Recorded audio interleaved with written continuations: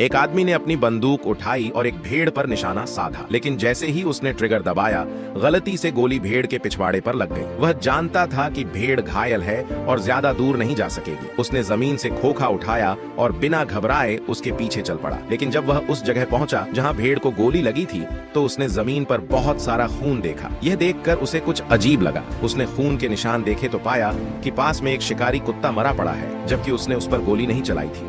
उसे तुरंत समझ आ गया कि आसपास कहीं गोलीबारी हुई है, इसलिए वह चुपचाप उस जगह से दूर हट गया और दूसरी दिशा में बढ़ गया। नीचे पहाड़ी के पास उसे कुछ गाड़ियां खड़ी दिखी। सच्चाई जानने के लिए वह धीरे धीरे पास गया और देखा कि जमीन पर पड़े लोग पहले से ही मरे हुए हैं। जाहिर था वहां हाल ही में कोई भीषण लड़ाई हुई थी। जब उसने देखा कि एक आदमी अब भी कार में बैठा है, तो उसने बंदूक तान ली, लेकिन वह आदमी पानी मांगने लगा। शिकारी के पास पानी नहीं था, इसलिए उसने उसका हथियार लिया और आगे बढ़ गया।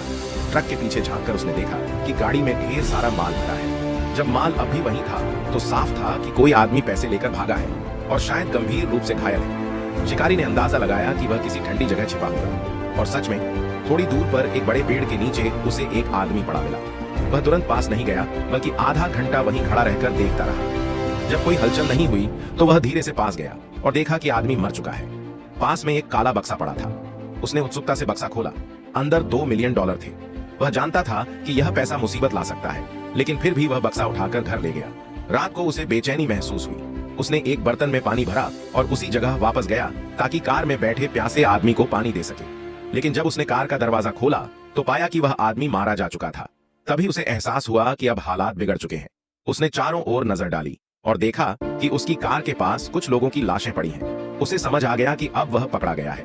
उसने देखा कि एक गाड़ी उसकी ओर तेजी से आ रही है, तो वह विपरीत दिशा में भागा, लेकिन 2 पैरों से 4 पहियों से आगे निकलना मुश्किल था।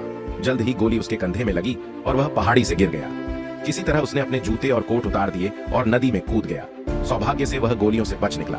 दूसरी ओर एक पुलिस अफसर ने एक अजीब दिखने वाले आदमी को पकड़ा और उसे थाने ले आया। उसके पास से एक अजीब उपकरण मिला जो ऑक्सीजन सिलेंडर जैसा दिख रहा था।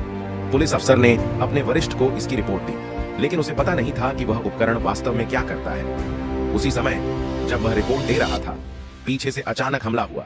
हमले में पुलिसकर्मी घबरा गया और खुद को बचाने की कोशिश करने लगा, लेकिन हमलावर के चेहरे पर कोई भाव नहीं था। उसने लोहे के दस्ताने से पुलिसकर्मी का गला दबा दिया और जितना ज्यादा अफसर तड़पता गया, उतना ही वह हत्यारा उत्साहित होता गया। कुछ देर बाद हत्यारा बाथरूम में गया, अपने हाथ धोए और फिर पुलिस की गाड़ी लेकर निकल गया। वह एक पेशेवर कातिल था जिसका चेहरा बुरी तरह झुलसा हुआ था। उसका मकसद सिर्फ उस खोए हुए पैसों को वापस पाना था। रास्ते में उसने एक प्राइवेट कार रोकी और ड्राइवर को उतरने को कहा। ड्राइवर को कुछ समझ नहीं आया